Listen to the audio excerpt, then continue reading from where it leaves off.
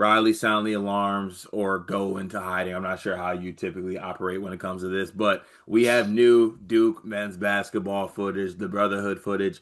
Before we do this, I do want to say I really enjoy sometimes how teams caption these videos because I feel like Duke is captioning this video. They said ransom fives at the end of the workout today. Like they don't do like anything like, summer grind or anything like that. It's just, yeah, we ran some fives at the end of our workout today. Here's the video of it. I greatly Yes, they're good appreciate at socials. They're good at branding. Let's get on with it. it. Sorry, right, we'll make this one quick, but we got some footage up here, some fives, submitted in 30 seconds. You got some really good stuff in this film. Obviously we don't want to do the whole like crazy conclusions from these videos, but it is nice to see like 5-on-5 stuff in this. So I feel like you can take a little bit more than just like the one-off workout highlights. Some talking points that I wanted to bring up when I saw this video. One, a lot of threes and layups.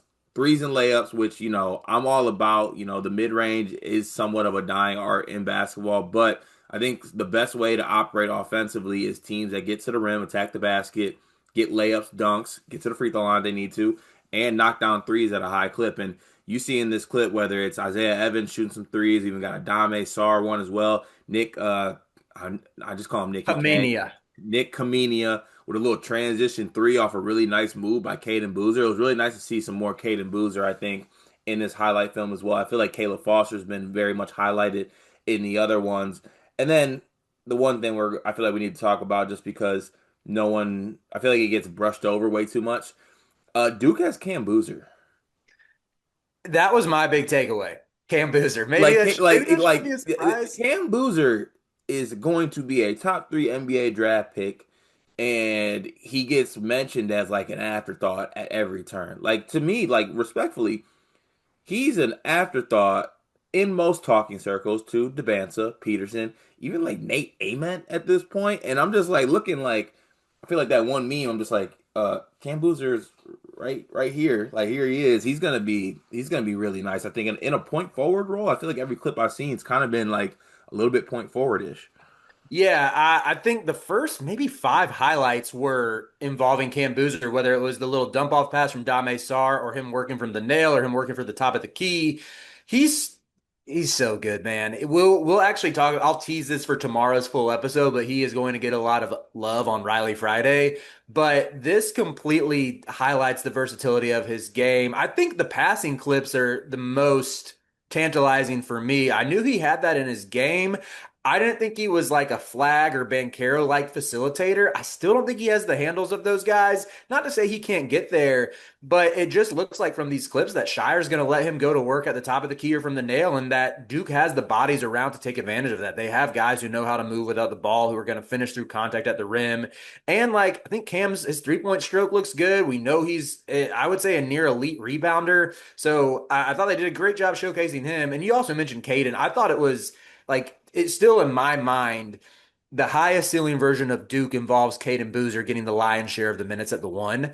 And I kind of think some people in Duke's athletic office know that.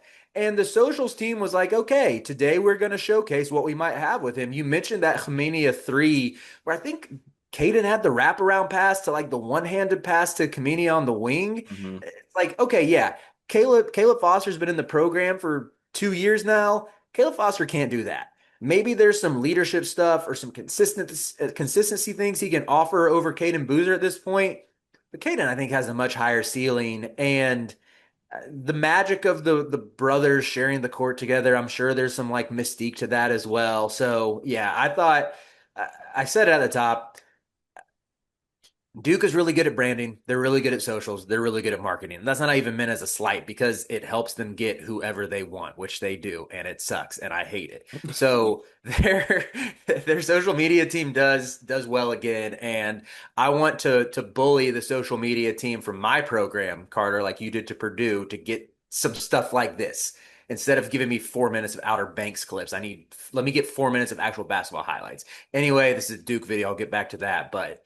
Yeah, I think the Boozers are going to be very, very good together. Yeah, and obviously, like you got to take highlight films with a little bit of grain of salt. But like when you watch something like this, you got like did the thought cross your mind that damn this like this Duke team, they lost a lot, but they're gonna be deep, man. Like I don't really know what's gonna be the starting line necessarily, but like when you whatever it ends up being, they're gonna have some very, very talented guys coming off the bench on this basketball team. And if they click, it could be a really good year for Duke basketball. Is there anything you can take away from this as far as like starting lineup stuff? Obviously, Big Pat wasn't out there either, which kind of like obviously you want him to be healthy going into the season, but like a big that has had injury, foot stuff, and then the foot stuff combined with condition, like the foot thing leads to conditioning issues. Obviously, you have some other things on this team, but the one area I do think, I think they need Big Pat. I was ready for Big Pat to Mhm. have a really good sophomore season. So, does that, strike any concern in you, given like what the other front court options are? Because I feel like they got a look good plethora of like fours, but not necessarily centers. Yeah, I'm with you. I think the concerns for me with this Duke team, I guess at the one and the five, which to even call them concerns feels a little overblown because I still think of the one and the five as the most important position in college, the most important positions in college basketball. But I think between Foster and Kaden Boozer, you're probably going to be good, and you're going to play a ton through Cameron Boozer anyway, to where the shot creation or the facilitation probably matters a little less if you didn't have a top three pick at the four who can play with the ball in his hands, make decisions, make reads, and create for his teammates. But the five, I do think the fact that the only highlights we got was from the Rice transfer. There is no Malik Brown. I don't know if what his health status is like. No Gong, but yeah, I would say that's a little concerning just with two guys who battled injuries last year. It gets pretty thin behind them unless you want to play small with Cam Boozer at the five. But do you know what Boozer's listed at? Is he listed at 6'8" or 6'9"? I don't think he's 6'10". Yeah, he's listed. I thought he was listed at 6'10", but I don't That know. might bad prep on me if he's 6'10". He's He listed at 6'9". Is he 6'9"? Okay, let's say 6'9". All right. So yeah, I mean, I don't know. I feel like you need I don't know, you do need some other like center help to go along with it. But yeah, I can't help but like think this Duke team just has like guys like you have Dame Sarr on the wing. Didn't get as much Sebastian Wilkins, but you got a little bit. I'm a big Darren Harris guy. I would really like to see him have a role with this team. He's doing some really good stuff in this film. Mhm. Um, Riley, I want to give you one last chance before we get out of here. What are we nitpicking? What's our angle here? What is Duke's weak point in this scenario? I can't buy Nick Hamini as a lottery pick when he has that Zach and Cody hairstyle. That cut's insane, dog. It's Like really. there are some special barbers that have been through the Duke era.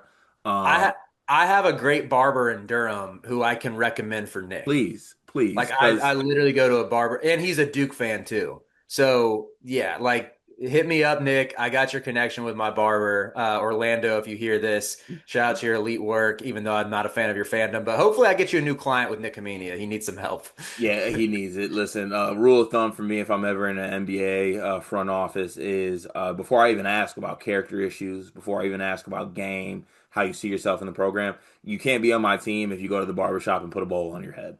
And it dead ass looks like they put a bowl on his head and just do the little snip around thing. That's insane. We got to change that. We got to fix that. But really good stuff from Duke in this video. I'm excited to see kind of maybe how some lineup stuff starts to form with this basketball team. It's gonna be interesting to see what strings Shire pulls, but it's looking like another year of Duke basketball being good. So yay, we got that to look forward to.